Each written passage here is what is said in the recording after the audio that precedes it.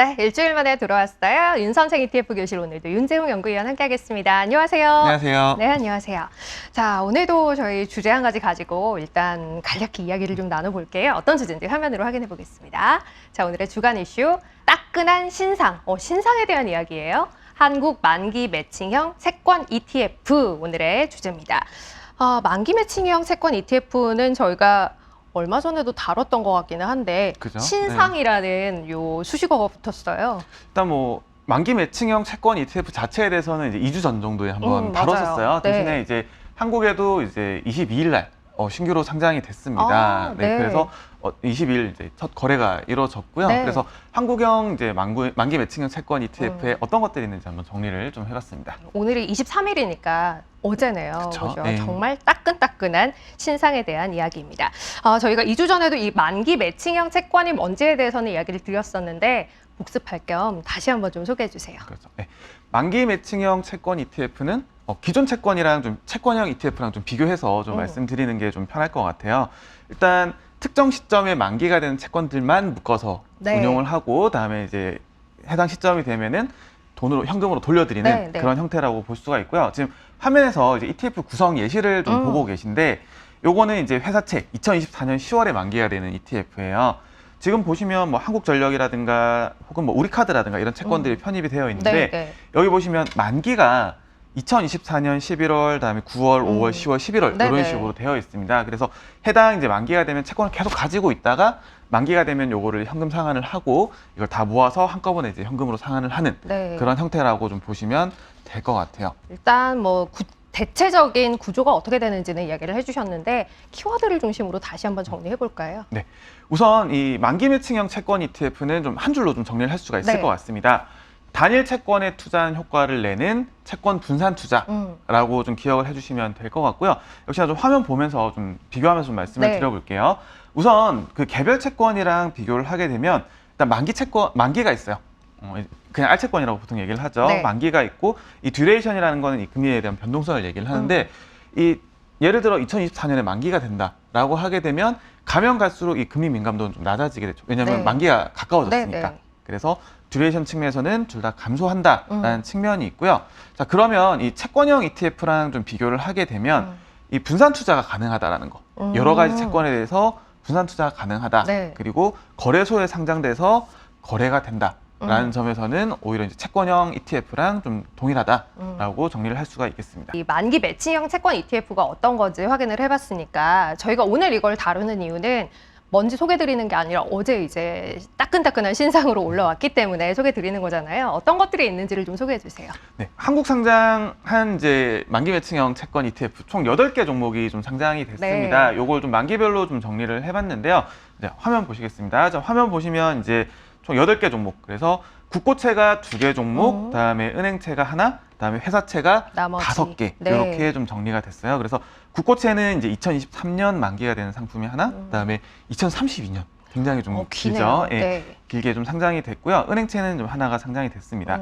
그리고 회사채 내에서는 23년, 24년, 25년 이렇게 만기가 되는 ETF들이 좀 상장이 됐어요. 그래서 이렇게 이제 만기가 딱 정해져 있다 보니까 자, 그러면 좀 쉽게 좀 접근을 하려면 여기서 만기라는 거는 내가 최대한 가져갈 수 있는 기간이라고 좀 보시면 네, 될 것 네. 같아요. 그래서 첫 번째로는 내가 해당 시점까지 투자를 하겠다. 혹은 좀 돌려서 얘기를 하게 되면 혹시나 이제 금리가 이제 지속적으로 상승을 해서 가격이 빠지더라도 이 시점까지 이제 가져갈 수 있겠다라는 네, 네. 측면에서 좀 살펴보시면 될 것 같습니다.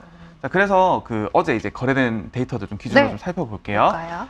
일단 이 가장 중요한 게 이제 만기 수익률이라는 겁니다. 이 만기 수익률은 내가 만기까지 가져갔을 때 연간 어느 정도 이제 수익이 날 건가라는 걸 좀 계산을 한 건데 국고채는 아무래도 좀 신용도가 높은 고신용이다 보니까 상대적으로 조금은 낮아요. 맞아요. 네, 3% 네. 중후반대 정도 분포를 하고 있고요.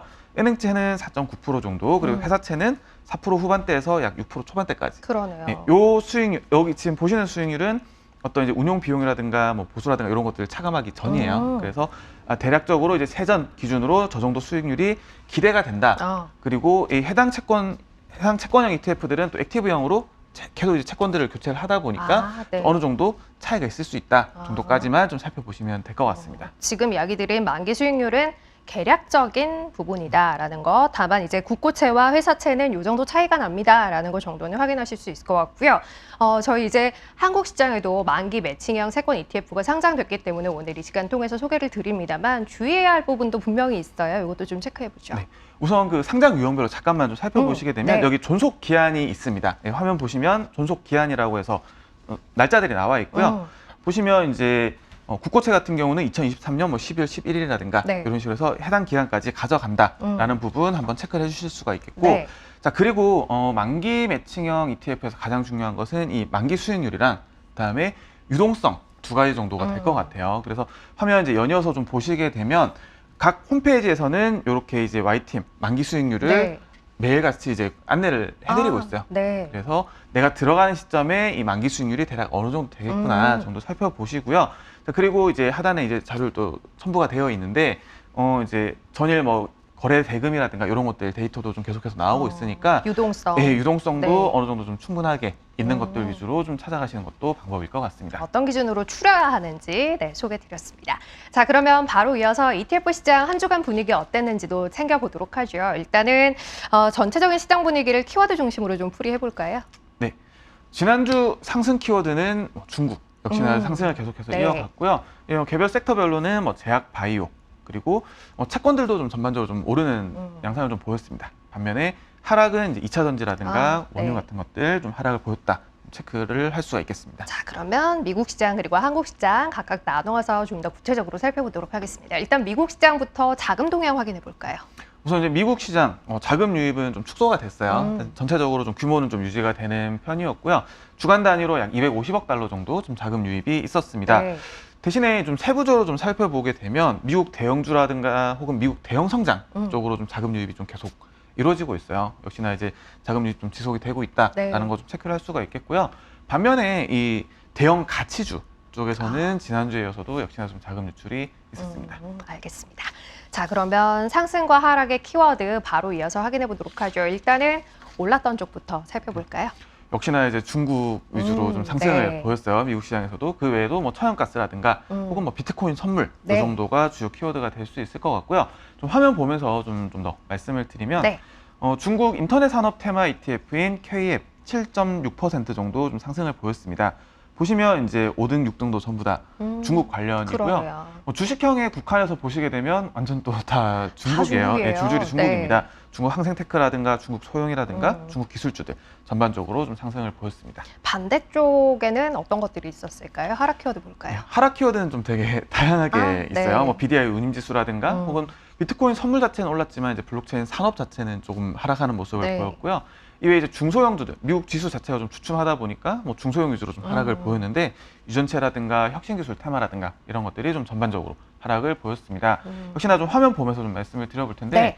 BDI 운임지수 ETF가 13%, 항상 등락이 두 자릿수대로 나오는 것 같아요. 그러네요. 예, 들락날락하고 있고요. 뭐 블록체인 산업 테마 ETF가 역시나 13%대, 그다음에 혁신기술주 테마가 9%대 하락을 좀 했습니다. 알겠습니다. 자, 그러면 한국 시장으로 넘어와 볼게요. 한국 시장은 일단 자금 동향 어땠는지부터 볼까요?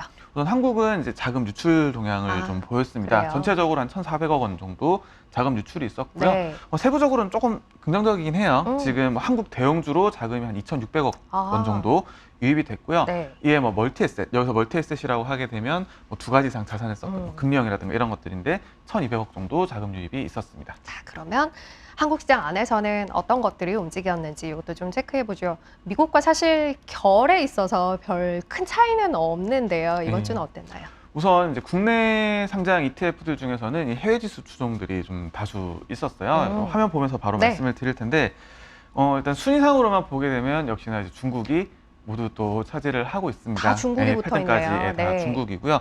이 외에도 이제 좀 몇 가지 정도 키워드를 꼽아보면 이제 글로벌 럭셔리 관련된 ETF들, 다음에 국내에서는 뭐 반도체라든가 미디어 관련된 ETF들이 있었습니다. 반대쪽 하락했던 쪽은 어떤 것들이 있었는지 추려볼까요? 네, 반대쪽 하락은 이제 원유라든가 뭐 글로벌 2차 전지, 그리고 국내에서도 이제 2차 전지, 그다음에 네. 국내 시가총액 상위 기업들만 묶은 ETF가 좀 약세가 좀 보였고요. 역시나 좀 화면 보면서 좀 말씀을 드려보면 이 원유 ETF가 6.3% 정도 좀 하락을 보였습니다. 이외에 뭐 중국 전기차 테마라든가 혹은 이제 미국 변동성 관련된 ETF 역시도 하락을 보였습니다. 미국도 그렇고 우리나라도 그렇고 가는 쪽이 어느 쪽인지가 분명하게 보였던 한 주가 아닌가 싶은데요. 시장 분위기를 한마디로 정리해 볼까요? 한 줄 요약을 좀 해보면 멈칫한 미국, 상승 지속한 중국 정도로 좀 요약이 가능할 것 같습니다. 네. 블러드 연준 총재 발언이 좀 매파적 발언이 있다 보니까 미국은 좀 주춤을 했죠. 네. 그 와중에 이 중소형주들은 좀 더 큰 폭으로 좀 하락을 했고요. 반면에 이 중국은 이 주요 빅테크 기업들 실적 잘 나오고 역시나 방역 정책에 관한 기대감이 이어지면서 상승했다 정도로 정리를 할 수가 있겠습니다. 다음 주에는 중국도 가고 미국도 갔다라고 이야기할 수 있으면 좋겠습니다. 자, 오늘은 여기까지 하죠. 윤 선생 ETF 교실 윤재용 연구위원 함께했습니다. 고맙습니다. 고맙습니다.